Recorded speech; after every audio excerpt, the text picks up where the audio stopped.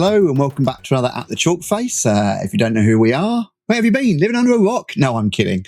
It's Dave and I here, experienced teachers of computer science in the county of Gloucestershire, and we provide resources for you to cover everything you need to get the most out of the subject for you and your students. If you know who we are, you'll know that occasionally we have guest speakers on, and we've got one today. And I'm not going to keep him in the wings. I'm going to bring him straight on.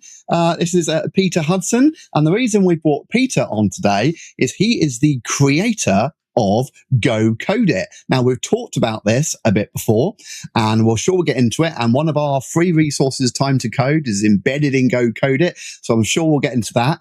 But let's just start from the scratch. Peter, tell everyone listening, who are you and what is Go Code It, like in a nutshell? I'll try and keep it short then. So my name's Pete Hudson. I'm actually a teacher of computer science. So I've been teaching, I'm a head of department. I've been teaching it for 20 years plus. And obviously computer science is a passion for me.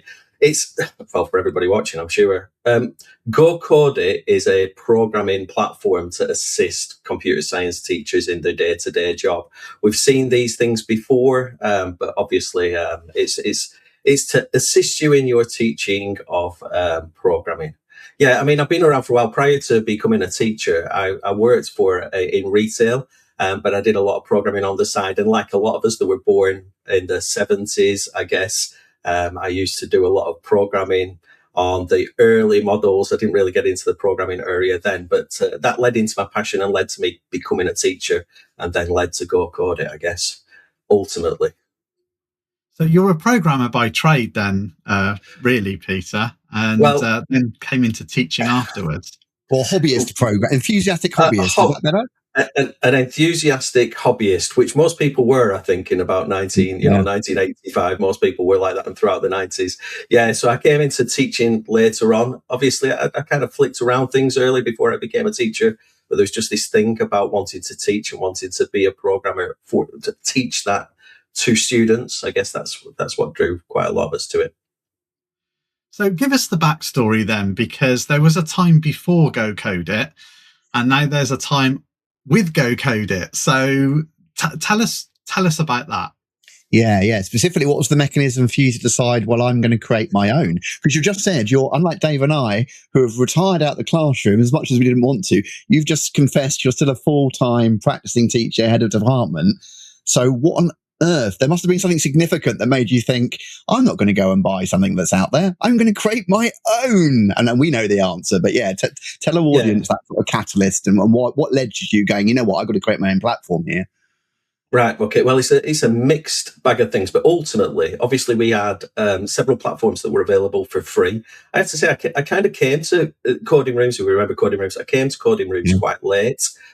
Somebody made me aware of it. I thought, this would be awesome. I can track all of my programming. And prior to that, in the classroom, we're printing off code or we're watching over the shoulder. There's not really an easy way to track how far everybody's got through all of the programs. So prior to that, obviously, I found coding rooms. Thought, this is awesome. It's free. And coding rooms was and still is really just an incredible platform.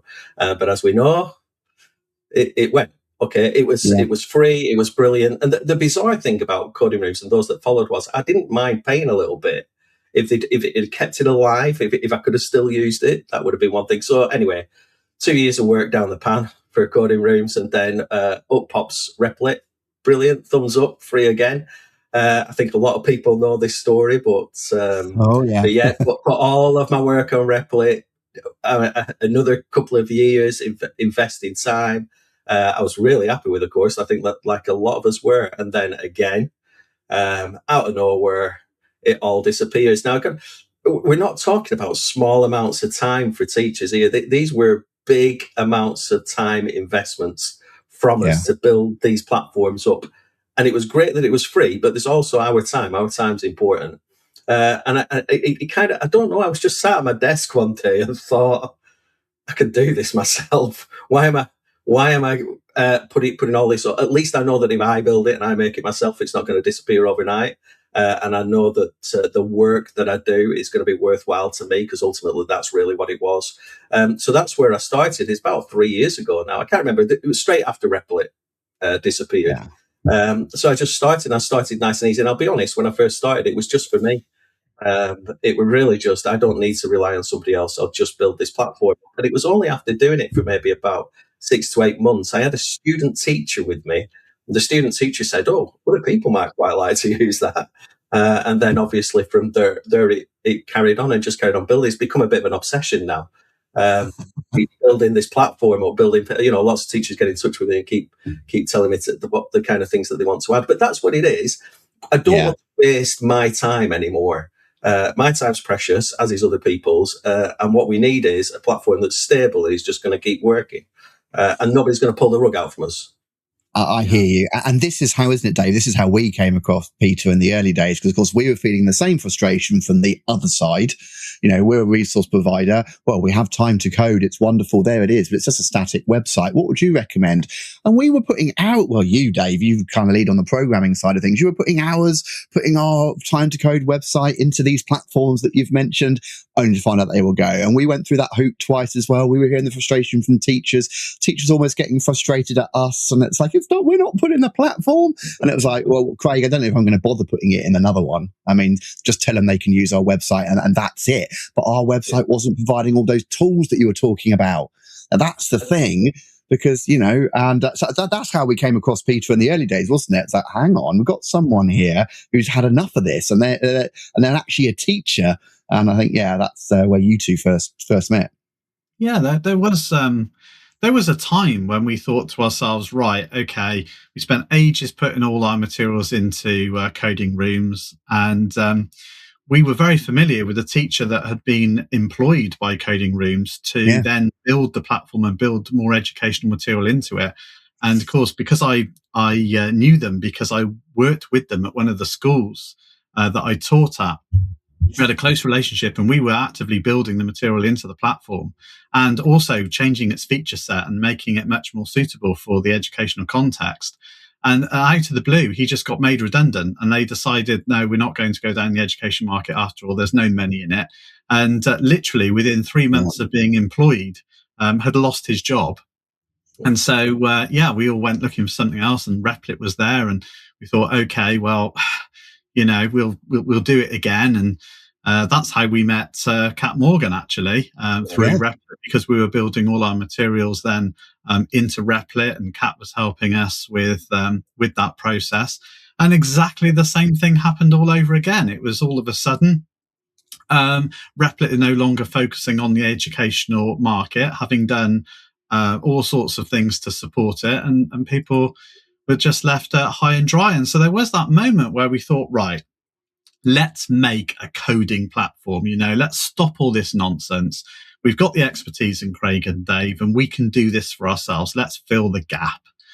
And of course, what happened is lots of other people were having very similar thoughts. And all of a sudden there's, the Raspberry Pi code editor, and there are other code editors and small hobbyist offerings and everything. And people started to kind of do their own thing and look for their own solutions, because they were just so fed up with the market being so volatile in that area.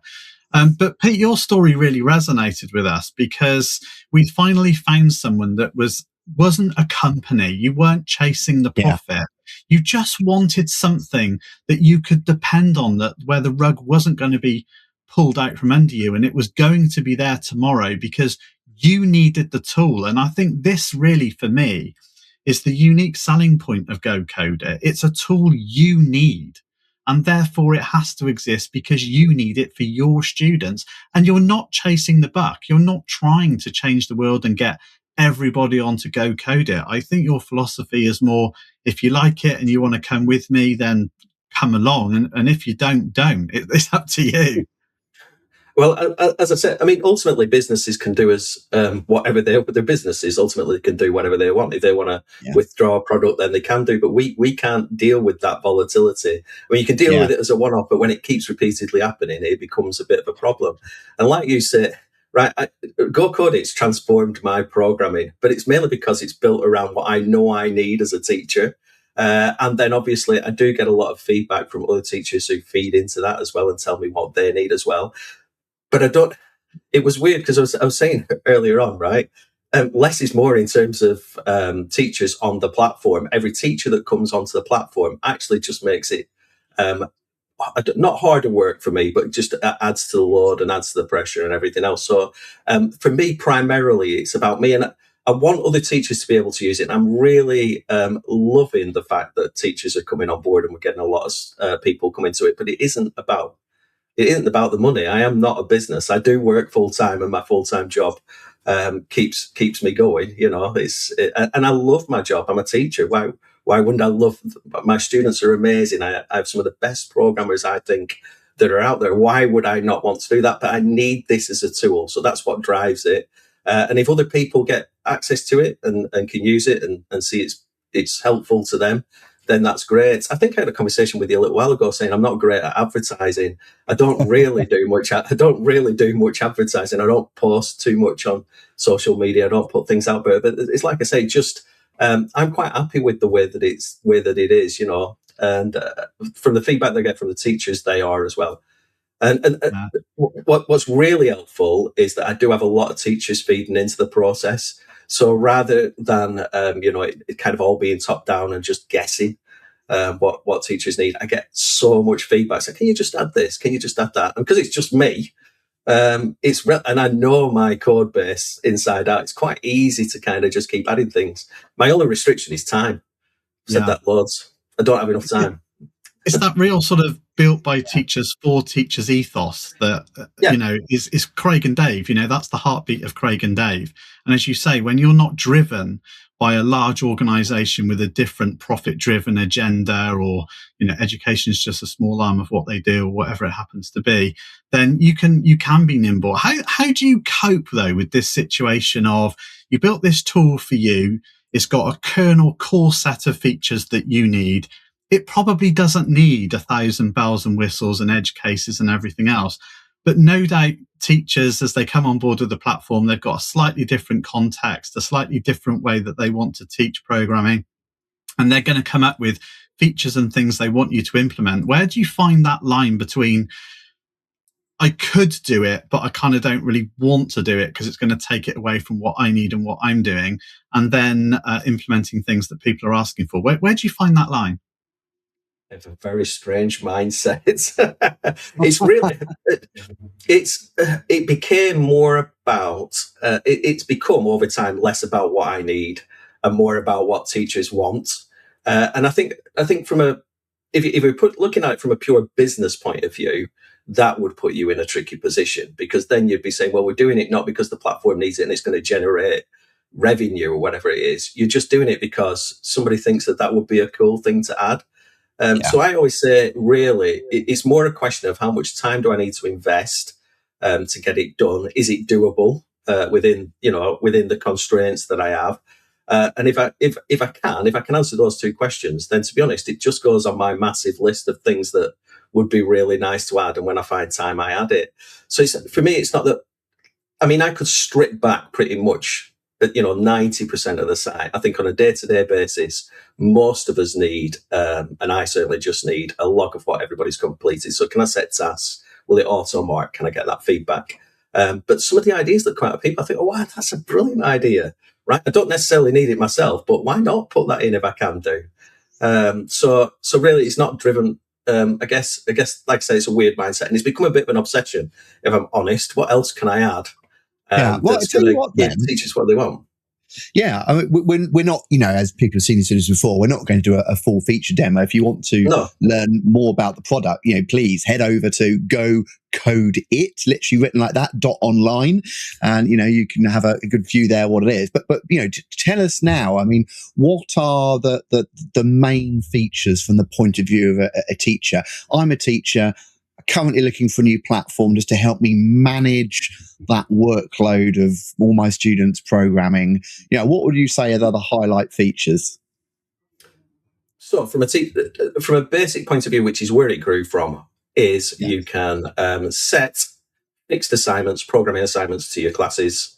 The students get them individually. They can write the code for it. It will self-test and mark them for you within some constraints. And then it will feed that information back to you as a teacher that you can see in a class. So you open up your class, you see a mark grid, you can see exactly where each student has got up to, which exercises they completed.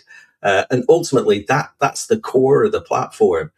because that's really what I needed and what I wanted from Replit. Everything else is kind of bells and whistles, really. But tools that make life easier ultimately, but that's it. And I remember way back many years ago when we first started without these platforms, we would either monitor them over the shoulder with a paper grade book, or I've got to make this my life easier here. So they would bring their code to me and I would, go through it line by line. But the volume of students that we're talking about now, 30 students in the class, it's just not manageable. It is manageable, but it's extraordinarily difficult. So Go Code It takes that away. And then we can focus on, if you want to push it a little bit further, if a student's racing ahead, all you're doing is having a glance down, have they solved it the correct way? And then you can focus easily on those that are struggling because they're highlighted on your grid. So at its core, that's it. Yeah. I love it. So, sorry, Dave, at its core sounds like it's been written by a teacher for teachers, right? I mean, that's the beauty and the simplicity. Sorry, go on, Dave. Yeah. So at Craig and Dave, as I was saying earlier, we then took a strategic approach. Do we create our own coding platform, or do we look for others to effectively partner with? And we took the decision that we would focus on pedagogy, not platform. So Time to Code, which is our programming offer, is an approach to teaching programming and a set of exercises. Ultimately, that's what it is. And then you can take that pedagogy and you can take that approach and the programming tasks, and you can plug them into all these other platforms in order to then, as Pete says, set tasks, get the auto testing and the auto marking and the feedback and the tracking and all the rest of it that you want to just make managing 30 students programming a lot easier. So why would you want Time to Code in your platform, Peter? Because you very generously have put Time to Code in the platform. I don't think you were expecting to do it initially. And I said, Pete, can we put Time to Code and Go Code It, please? But why do you want it there? So there's a couple of reasons, but it comes down to accessibility of programming problems. We were using Time to Code. So it was missing from Time to Code the testing. So it makes sense if I'm building a platform that allows me to kind of self-mark things, why would I not want those programs inside the platform that I'm building for me as I'm teaching? So primarily, as a starting point, we're using Time to Code. I can use it on my platform. Selfishly, I guess, I can get access to the self-marking. So that was the first reason. And the other reason is, as teachers, we need access to as many programming problems as possible. We need to keep things fresh. And we know that exams are often unfamiliar problems built from lots of other, we're kind of, and the students need that access to as many programming problems as they can do. And that's additionally what Time to Code gave me. I already had maybe 100 problems that I'd pre-written myself. Time to Code gave me another 100 problems. I don't know what your count is for those. So it really just gives access to me and to others, access to all those problems. They could have got access to that through Time to Code anyway, but obviously with the self-marking, there's that real benefit. And now teachers who access it have access to over 200 problems, can build their own. And obviously, hopefully I can get somebody else who says, do you know what, I want to add some more problems to your platform. Yeah. Just keep building it. Keep giving these students more to solve. Yeah, absolutely. No, but you're absolutely right. Having a large bank of problems that you can get students to solve, and particularly those students that might be at the upper end, they run out of material quickly because they're writing programs in their own time. They can do the small and trivial problems. They need a little bit more. And, Time to Code is intended to be a little bit more challenging with some slightly meatier problems, particularly in the later levels. And this emphasis on using sub-programs quite a lot to break the problem down and then actually solve the problem using sub-programs right from the off is something that a lot of students and teachers won't be familiar with. But they've got that option in Go Code It, which is really great. As you say, it's another option for them. So, but yeah, that's absolutely fine. Absolutely fantastic. The way Time to Code is structured is brilliant. Like you say, for some students it's a higher level and it's a bit of a step up. But with those students that grasp that very quickly have a really good foundation, for later on, and we need them to grasp that quickly. So time to code problems, and they're so different to often the way that other platforms give their problems. So time to code problems are really unique in the way that they're presented. You're right. I mean, we tried to find a slightly unique approach, a different approach, because we thought to ourselves, what's the point of replicating the same old challenges that everybody else has got, right? Can we offer something a little bit different? Not necessarily better, but can we offer something different so that teachers and students have got that choice and they have got a greater range of problems that they could solve, perhaps in a slightly different way as well? But talking about having the rug pulled, you just reminded me that actually we're about to go through that again, because I'm sure you've heard this.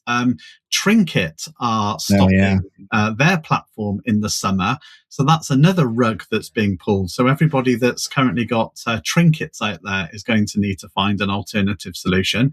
And Go Code It is perfect.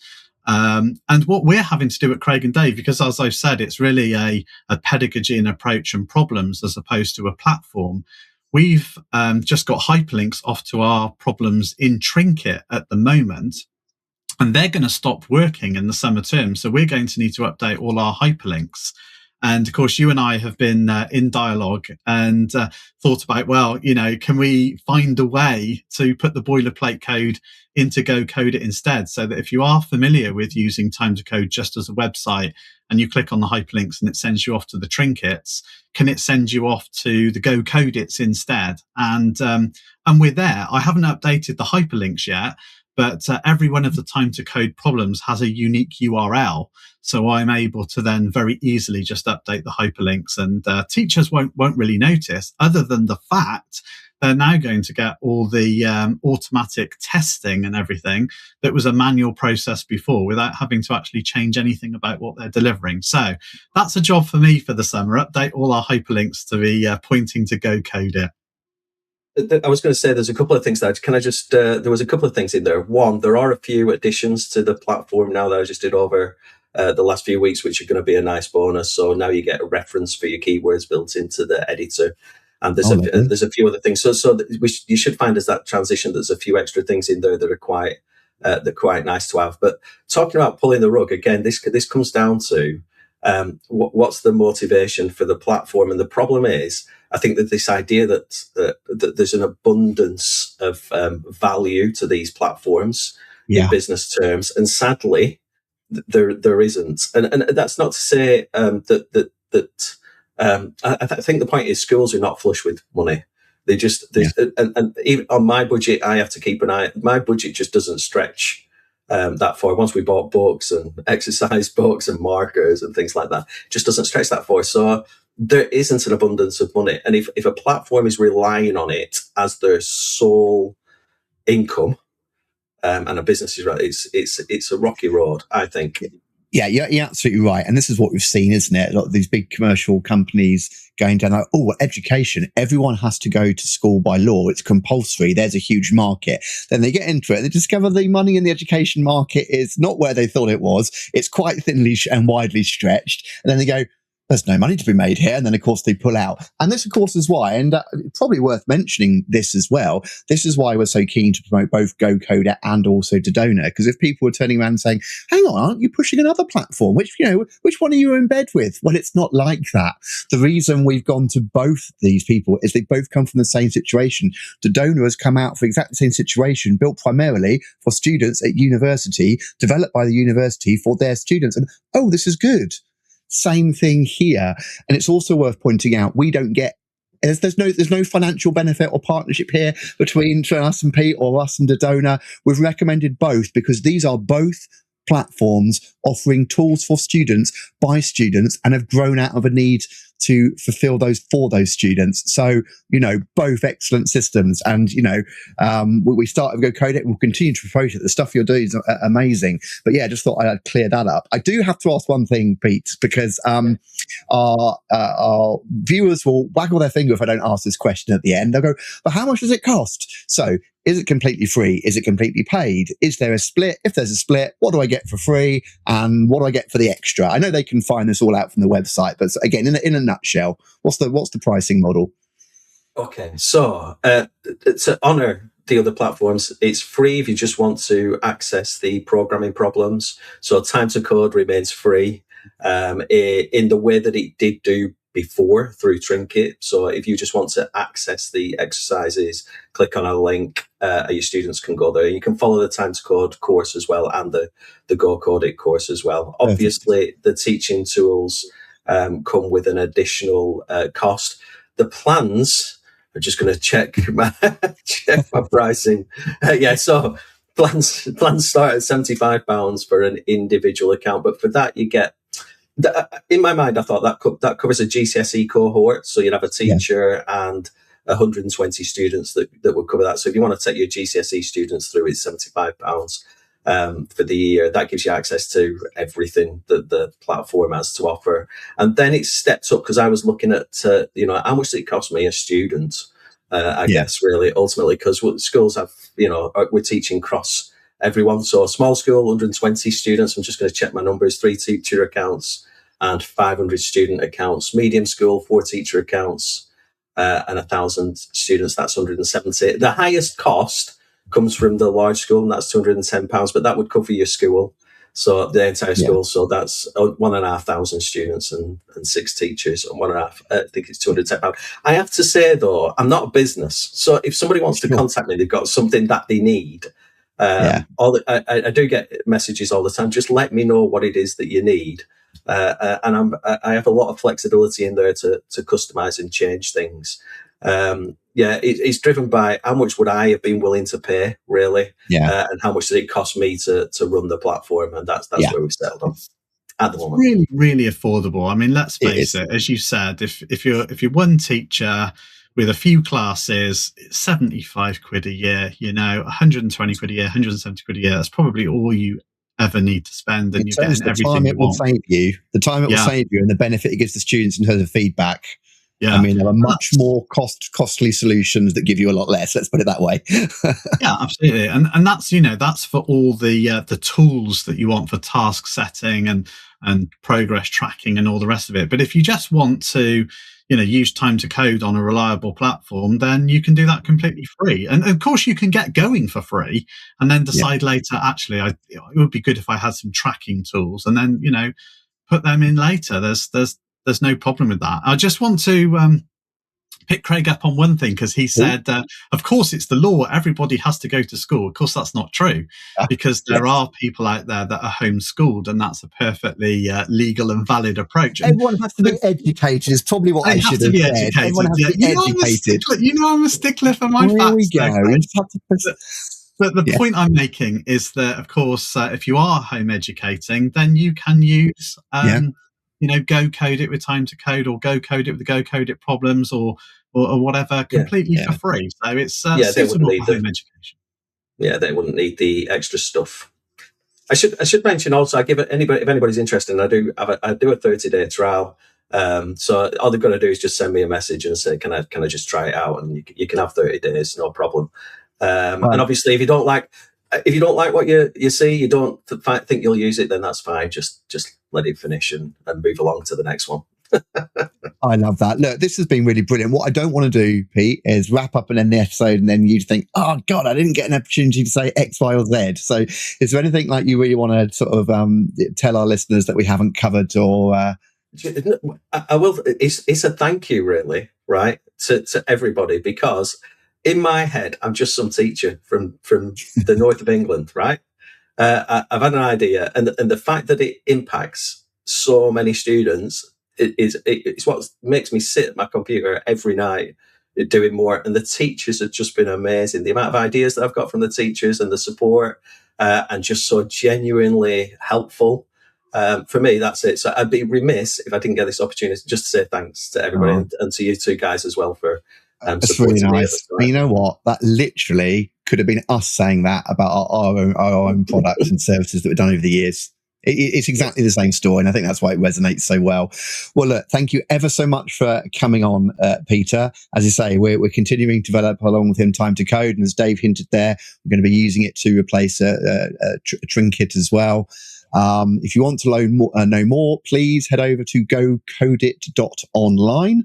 That's Peter's website. And you mentioned about contacting you if you've got any questions or queries. I assume there's a fairly obvious way of contacting you from that website as well.